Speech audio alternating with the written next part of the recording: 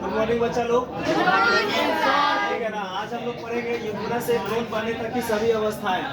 ठीक है ना, मतलब कि एक बच्चे का जन्म जो है वो कई अवस्थाओं में होता है। ठीक है ना, इतना जल्दी जो है बन नहीं जाता है। इस प्रक्रिया को करीब करीब 9 महीने तक का टाइम लगता है। तो हम लोग आज पढ़ेंगे युग्मन से भ्रूण बनने तक की सभी अवस्थाएं। ठीक है, तो एक एक करके समझिए। यहाँ पे जो टॉपिक है, पहला है क्लीवेज और विखंडन, दूसरा है ब्लास्टोमियर, तीसरा है मोरूला, उसके बाद है ब्लास्टोसिस्ट, उसके बाद है आरोपण और फिर है गैस्टुलेशन या गैस्टेशन। समझ में आ रहा है ना? तो समझिए, ये फीमेल का इंटरनल रिप्रोडक्टिव ऑर्गन्स है, आंतरिक जननांग इसको बोलते हैं। तो फीमेल का जो आंतरिक जननांग होता है, इसमें 2 अंडाशय होते हैं, एक लेफ्ट साइड में होता है और एक राइट साइड में होता है। इस अंडाशय का मेन काम क्या होता है कि अंडाणु बनाना, यानी कि ये जो है क्या है, मादा युग्मक। इसको क्या बोलते हैं? मादा युग्मक बोलते हैं। समझ में आ रहा है ना? तो फीमेल जो है प्रति माह एक अंडाणु को बनाती है, जो मासिक चक्र के 14वें दिन, मासिक चक्र के कौन से दिन? 14वें दिन। मासिक चक्र के 14वें दिन जो है ना, एक अंडाशय से एक अंडाणु निकल कर और अंडवाहिनी के किस भाग में वेट करता रहता है? वेट करते रहता है। यहाँ पे करीब करीब ये 24 से 48 घंटे तक वेट करता है, मतलब 1 से 2 दिन तक ये वेट करते रहता है। समझ में आ रहा है ना? किसका वेट करता है? शुक्राणु का वेट करता है। अब अगर उसी टाइम जो है फिजिकल रिलेशनशिप की प्रक्रिया हो जाती है, तो पुरुष जो है एक बार में करीब करीब 3 से 4 ml वीर्य जो है मादा के योनि में क्या कर देता है? स्खलित कर देता है। यहाँ समझ में आ रहा है ना? तो इस 3 से 4 ml वीर्य में करीब करीब 400 मिलियन शुक्राणु होते हैं। ये 400 मिलियन शुक्राणु जो है ऊपर की ओर भागने लगते हैं, यानी कि ये ऊपर की ओर जाने लगता है। समझ में आ रहा है ना? एक चीज और इसमें थोड़ा सा ध्यान देने वाली बात है कि मासिक चक्र के 14वें दिन जब अंडाणु निष्कासित होते हैं ना, तो उस टाइम योनि के अंदर में म्यूकस की मात्रा जो है और गर्भाशय के अंदर में म्यूकस की मात्रा बढ़ जाती है, ताकि शुक्राणु को ऊपर की ओर जाने में क्या हो सके? सहायता मिल सके। समझ में आ रहा है ना? अब होगा क्या चीज कि हम दूसरा स्टेप में दिखाएं। यहाँ पे मान लीजिए कि ये अंडाणु है जो निकला था। किससे निकला था? अंडाशय से निकला था। तो ये अंडाणु जो होता है ना, इस पर 2 परत होते हैं। ऊपर वाला जो परत होता है उसको बोलते हैं कोरोना रेडियाटा, ये कोशिका होती है। और इसके बाद का जो परत होता है इसको हम लोग बोलते हैं जोना पेलुसिडा, यानी कि ये 2 लेयर से घिरा हुआ होता है। एक कोरोना रेडियाटा और दूसरा होता है जोना पेलुसिडा। ऊतक की कोशिकाएं होती हैं, तो वो नहीं है, कोरोना रेडियाटा है और जोना पेलुसिडा है, 2 कवर है इस पे। अब क्या होता है कि ये जो अंडाशय हुआ ना, ये अंडाशय, ये वाला जो है ये क्या हो गया? कोरोना, ये हो गया जोना पेलुसिडा। ये वाला जो परत दिख रहा है ना, ये वाला जो है ये क्या चीज है? Zona pellucida. और ऊपर वाला जो है ये क्या चीज है? कोरोना रेडियाटा है। तो इसके पास बहुत सारे शुक्राणु जो है पहुंच जाते हैं। करीब करीब कितने शुक्राणु इसके पास पहुंच जाते हैं? तो 400 मिलियन शुक्राणु अंदर जाते तो है, लेकिन इसमें से सभी शुक्राणुओं के पास जो है इसके अंदर में जाने की क्षमता नहीं होती है। उसमें से करीब करीब 200 शुक्राणु के पास ही कैपेसिटेशन क्षमता होती है। कैपेसिटेशन क्षमता का मतलब होता है उसके पास कैपेसिटी होती है कि वो शुक्राणु के अंदर में क्या कर सके? प्रवेश कर सके। सभी शुक्राणु के पास एबिलिटी नहीं होती है। नहीं समझ आ रहा है? क्या बोलो? तो इस अंडाणु के अंदर में शुक्राणु को प्रवेश करने के लिए कैपेसिटेशन क्षमता का होना क्या चीज है? जरूरी होता है। यहाँ तक समझ में आ रहा है ना? अब क्या होता है कि इस शुक्राणु के अग्रभाग को हम लोग क्या बोलते हैं? एक्रोसोम बोलते हैं। तो ये अपना एक्रोसोम को क्या करता है? फाड़ देता है, और इसमें क्या होता है? हाइड्रोलाइटिक एंजाइम होते हैं, जिनको एक साथ हम लोग क्या कहते हैं? शुक्राणु लाइसिन्स बोलते हैं। ये शुक्राणु लाइसिन्स में कई तरह के एंजाइम होते हैं। सबसे पहले वाले एंजाइम को हम लोग बोलते हैं कोरोना पेनिट्रेटिंग एंजाइम, और दूसरे वाले को हम लोग बोलते हैं जोना लाइसिन। तो कोरोना पेनिट्रेटिंग एंजाइम जो होता है कोरोना रेडियाटा को भुला देता है, और जोना लाइसिन जो होता है ना, वो जोना पेलुसिडा को भुला देता है। तो जैसे इसका लेयर खुलता है तो एक शुक्राणु जो है इसके अंदर में प्रवेश कर जाता है, जो यहाँ पे बताएंगे। ठीक है ना? यहाँ पे एक शुक्राणु जो है इसके अंदर में क्या कर गया? प्रवेश कर गया। समझ में आ रहा ना? यानी कि ये कोरोना रेडियाटा यहाँ पे है, ये अभी जोना पेलुसिडा है। इसको भेजते हुए शुक्राणु जो है अंदर की ओर प्रवेश कर जाता है। तो जैसे ही ये शुक्राणु अंदर की ओर प्रवेश कर जाता है ना, तो इसके बाद इसका केंद्रक और इसका केंद्रक, दोनों केंद्रक जो है ना एक साथ क्या होता है? मैच कर जाता है। तो इस तरह से बनी इस कोशिका को हम लोग किस नाम से जानते हैं? युग्मनज के नाम से जानते हैं। मतलब कि शुक्राणु और अंडाणु का मिलना क्या कहलाया? निषेचन। और निषेचन के बाद जो प्रथम कोशिका बनती है, ये जो प्रथम कोशिका बनी, इस प्रथम कोशिका को हम लोग क्या बोलते हैं? युग्मनज बोलते हैं। तो इसमें याद रखिएगा, इसके अंदर में गुणसूत्र जो है 22+X होता है और शुक्राणु के अंदर में गुणसूत्र जो है 2 पैटर्न में हो सकते हैं, या तो 22+X हो सकता है, या तो 22+Y हो सकता है, या तो 22+X हो सकता है, या तो क्या हो सकता है? 22+Y। तो हम यहाँ पे मान लेते हैं कि 22+Y वाला शुक्राणु जो है इसके अंदर में प्रवेश कर गया, और इसके अंदर में कितना शुक्राणु है? 22+X है। तो टोटल मिलेगा शुक्राणु, तो युग्मनज में गुणसूत्र की संख्या हो गया 44+X और Y, बोले तो कितना हो गया? 46 गुणसूत्र हो गया। तो युग्मज में गुणसूत्र कितने होते हैं? 46 होते हैं, और युग्मक में गुणसूत्र कितने होते हैं? हाफ होते हैं, 23 होते हैं। नहीं समझ रहा है? तो अब जब युग्मनज का निर्माण हो जाता है, समझ में आया ना, तब युग्मनज में क्या होता है ना, विभाजन होना शुरू हो जाते हैं। यानी कि युग्मनज के अंदर में जो केंद्रक होते हैं ना, देखो ये अंदर वाला जो पोर्शन है ये क्या है? केंद्रक है। दोनों केंद्रक आपस मिल गया, ये केंद्रक हो गया, और इसके चारों तरफ में क्या पाए जाते हैं? कोशिका द्रव्य। इसके चारों तरफ में ये जो होगा ना, ये तो इसके चारों तरफ में क्या पाया जाता है? कोशिका द्रव्य, साइटोप्लाज्म। यहाँ तक कोई दिक्कत नहीं ना है? ये जो बीच वाला पोर्शन है, इस बीच वाले पोर्शन को हम लोग क्या बोलते हैं? केंद्रक। जो गोल वाला पोर्शन है इसको क्या बोलेंगे? केंद्रक। यहाँ समझ में आ रहा है ना? अब क्या होता है, या प्रोन्यूक्लियस बोले, वो जो मिटा रहे थे ना दो, वो प्रोन्यूक्लियस था, अब ये मिलकर केंद्रक बन गया।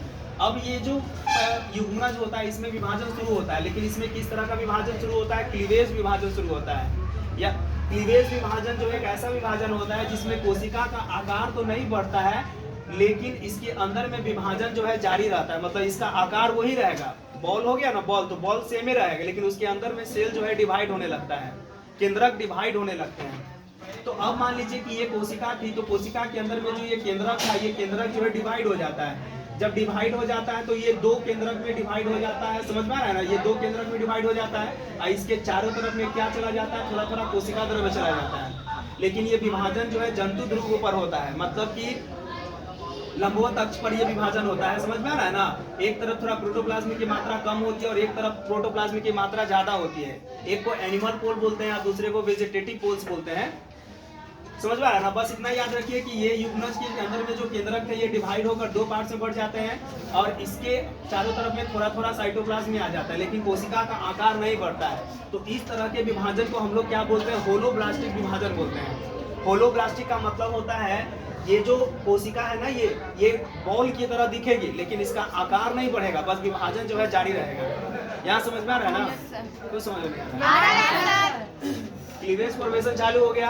अब क्या होगा कि जब यहाँ पे, लेकिन ये विभाजन जो है 30 घंटे के अंदर में हो जाएगी, यानी कि युग्मनज का सबसे पहला विभाजन जो है वो कितने घंटे के अंदर में हो जाता है? 30 घंटे के अंदर में हो जाता है, और इसके अंदर में कोशिका जो होती है 2 पार्ट में बढ़ जाती है।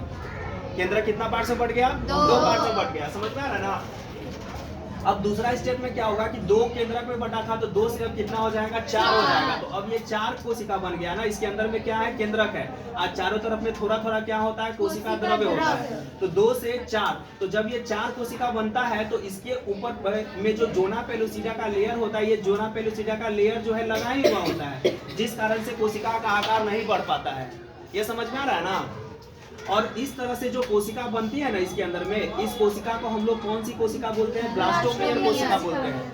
यानी कि युग्मनज के अंदर में जब केंद्रक विभाजित होता है और केंद्रक विभाजित होकर कोशिका का निर्माण करता है, तो उस प्रकार से बनी कोशिका, यानी कि वो कोशिका जो बनती है ना, 2 कोशिका बनी, 4 कोशिका बनी, तो ये 2-4 कोशिका जो है ये क्या कहलाती है? ब्लास्टोमेयर कोशिका कहलाती है। ये समझ में आ रहा है ना? अब फिर से विभाजन होते रहेगा इसमें। अब जब 4 कोशिका बना था ना, तो 4 से अब कितना कोशिका बन जाएगा? 8 बनेगा, और 8 से कितना हो जाएगा? 16 हो जाएगा। तो हम 8वां वाला स्टेप ना लेके सीधे हम 8 से 16 कोशिका बना दिए यहाँ पे। समझ में आ रहा है ना? लेकिन इसके चारों तरफ में जोना पेलुसिडा का लेयर रहता ही है, फिर भी जोना पेलुसिडा का लेयर रहता है, तो ये बॉल की तरह दिखते रहता है। अभी भी इसका आकार जो है नहीं बढ़ा है। समझ में आ रहा है ना? लेकिन इसके अंदर में कोशिका जो है ना वो बढ़ गई, यानी कि केंद्रक जो है डिवाइड हो गए, और केंद्रक डिवाइड होकर कितना केंद्रक बनाया है? 8 से 16 केंद्रक बना लिया। अब जब ये 8 से 16 केंद्रक बन जाता है तो ये देखने में ये एक फल की तरह दिखता है, जिसका नाम है सहतूत। सहतूत फल की तरह। समझ में आ रहा है ना? एक फल होता है सहतूत, गुच्छा जैसा होता है, तो ये सहतूत फल की तरह दिखता है। इस तरह से बनने वाली ये संरचना क्या कहलाती है? मोरूला के नाम से जानी जाती है। मोरूला के नाम से जानी जाती है। और इसमें कौन सा विभाजन हो रहा है? क्लीवेज फॉर्मेशन ही हो रहा है अभी। समझ में आ रहा है ना? लेकिन विभाजन की कौन सी इसमें प्रक्रिया है? ये तो होलोब्लास्टिक विभाजन है। अभी भी कोशिका का आकार नहीं बढ़ा, लेकिन कोशिका का आकार नहीं बढ़ा, लेकिन कोशिका अंदर में विभाजित हो रही है। तो ये होलोब्लास्टिक है, होलोब्लास्टिक। समझ में आ रहा है ना? बॉल की तरह है अभी भी। यहाँ समझ में आ रहा है ना? तो 8 से 16 कोशिकाओं की अवस्था को ही क्या बोलते हैं? मोरूला बोलते हैं हम लोग। नहीं समझ आ रहा है? अब ये मोरूला में क्या होगा कि अब इसकी जो कोशिकाएं होंगी 8 से 16 कोशिका, वो आगे चल के फिर 64 कोशिका में बढ़ जाएंगी। अरे समझ में? 32 से 64 कोशिका में बढ़ेंगी। अब इसकी कोशिकाएं जो होती है ना, दो पार्ट्स में एकत्रित होना शुरू हो जाती हैं। एक चारों तरफ में एकत्रित हो जाएंगी जो जोना पेलोसिटा से लगी हुई रहेंगी, और एक जो है अंदर में सज जाती है। बाहर वाला जो कोशिका होता है उसको हम लोग क्या बोलते हैं? परिधीय कोशिका का समूह बोलते हैं, और अंदर वाले को हम लोग आंतरिक कोशिका समूह बोलते हैं। ये समझ में आ रहा है ना? बाहर वाला जो हो गया परिधीय कोशिका समूह, और अंदर वाला क्या हो गया? आंतरिक कोशिका समूह हो गया। और इसके अंदर में यहाँ पे खाली जगह का निर्माण हो जाता है। इसके अंदर में क्या निर्माण हो जाता है? खाली जगह का निर्माण हो जाता है। ये इस खाली जगह को ही हम लोग किस नाम से जानते हैं? ब्लास्टोसील के नाम से जानते हैं।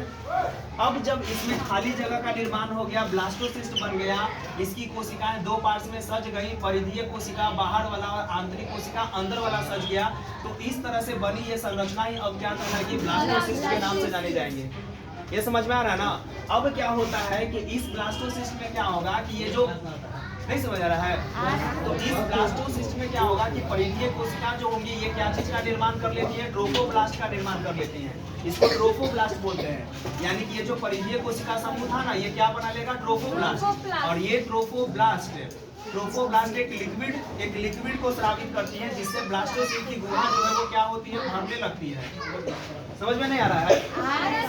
यानी कि ये ट्रोफोब्लास्ट जो है एक तरल पदार्थ को स्रावित करेगी। इसी तरल पदार्थ के कारण क्या होता है कि जो ब्लास्टोसिल है ना, इसके अंदर में जो खाली जगह है ना, इस खाली जगह में लिक्विड जो है वो क्या होता है? भरने लगता है। समझ में आ रहा है ना? और इसका जो अंदर वाला कोशिका था, जो आंतरिक कोशिका समूह था, ये आगे चलकर क्या चीज का निर्माण करेगा? एम्ब्रियोब्लास्ट का निर्माण करता है ये। अरे समझ में? ये एम्ब्रियोब्लास्ट का निर्माण करता है। तो जब एम्ब्रियोब्लास्ट का फॉर्मेशन हो जाता है, ट्रोफोब्लास्ट का फॉर्मेशन हो जाता है, तब निषेचन के 1 सप्ताह के बाद, मान लीजिए कि कह सकते हैं 5 से 7 दिन के बाद जो होता है ना, 5 से 7 दिन के बाद ये ब्लास्टोसिस्ट जो होता है ना, यानी कि ब्लास्टोसिस्ट की जो ट्रोफोब्लास्ट कोशिकाएं होती हैं, ट्रोफोब्लास्ट जो होती हैं, ये गर्भाशय में यानी कि यहाँ पे आकर ये क्या हो जाती है? धंस जाती है। लेकिन इसके बाद याद रखिएगा कि ये वाला जो लेयर होता है ना, जोना पेलुसिडा का लेयर जो है, ये धीरे धीरे क्या होने लगता है? कमजोर होने लगता है। समझ में आ रहा है ना? तो निषेचन के 5 से 7 दिन के बाद जब ब्लास्टोसिस्ट गर्भाशय के अंदर में धंस जाता है, तो धंसने की प्रक्रिया को हम लोग क्या बोलते हैं? आरोपण बोलते हैं। समझ में आ रहा है? देखिए, आरोपण एक ऐसी प्रक्रिया होती है जिसमें ब्लास्टोसिस्ट जो होते हैं ना, वो गर्भाशय के एंडोमेट्रियम में जाकर क्या हो जाते हैं? धंस जाते हैं।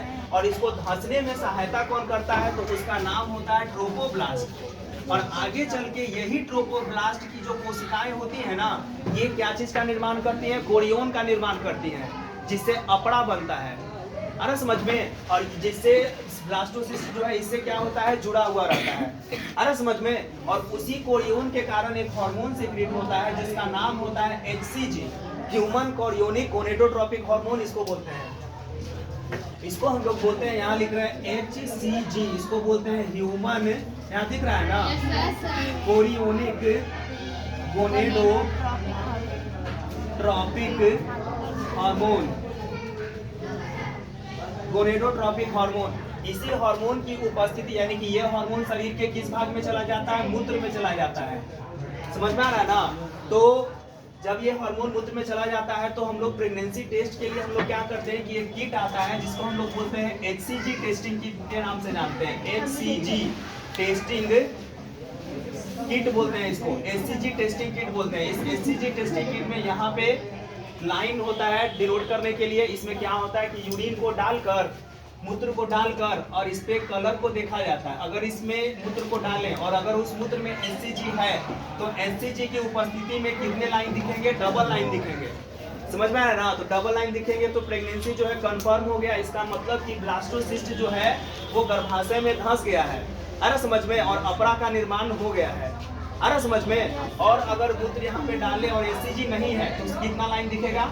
सिंगल लाइन दिखेगा। तो सिंगल लाइन दिखेगा मतलब कि प्रेगनेंसी कंफर्म नहीं हुआ है, मतलब एससीजी यूरिन में नहीं है, नहीं समझ रहा है। और अगर 3 लाइन से दिखता है, 3 लाइन दिखता है तो समझो कि किड जो है खराब रहता है, अरे समझ में। तो इस तरह से हम लोग जांच को भी कर लेते हैं। तो ये एससीजी टेस्टिंग की मतलब कि 1 सप्ताह के अंदर में हम पता लगा सकते हैं कि प्रेगनेंसी कंफर्म हुआ है कि नहीं हुआ है। समझ आ रहा है ना? तो ये प्रक्रिया जब हो जाती है तो फिर अगले माह से फिर मेंस्ट्रुअल साइकिल की प्रक्रिया जो है नहीं होगी। तो ये भी एक सबूत है प्रेगनेंसी के कंफर्म होने का कि अगर अगले महीने में मेंस्ट्रुअल साइकिल नहीं आता है, समझ में आया ना, तो भी प्रेगनेंसी जो है कंफर्म हो जाता है। तो ये जो है युग्मनज से भ्रूण बनने तक की सभी क्या चीज़ है? अवस्थाएं हैं। जब ये अवस्थाएं हो जाती हैं तो फिर आगे चल के गैस्ट्रुलेशन की प्रक्रिया होती है। ये जो गैस्ट्रुलेशन लिखवाए है ना, जब ब्लास्टोसिस्ट गर्भाशय में धंस जाता है तब जाके फिर गैस्ट्रुलेशन की प्रक्रिया होती है, जनन परत बनने लगते हैं। हम लोग का शरीर जो है 3 जनन परत से मिलकर बना होता है। बाहर वाला जो होता है एक्टोडर्म कहलाता है, बीच वाला जो है मेसोडर्म कहलाता है, और अंदर वाला जो होता है एंडोडर्म कहलाता है। ये तीनों जनन परत जो होते हैं ना, इसी से हमारे अलग अलग अंग जो है बने हुए होते हैं। तो अगला अध्याय में देखेंगे ना कि गैस्ट्रुलेशन के अंतर्गत जो 3 जनन परत होता है वो कौन कौन से अंग बनाते हैं और जनन परत बनते कैसे हैं, ठीक है ना। तो ये जो टॉपिक था ये युग्मनज से लेके भ्रूण तक के बनने की क्या चीज है? अवस्थाएं हैं। आया समझ में? इसमें कोई क्वेश्चन नहीं ना हुआ? समझ में आ गया ना? ठीक रहने देते हैं, इसको उतार लीजिए बोर्ड पर से।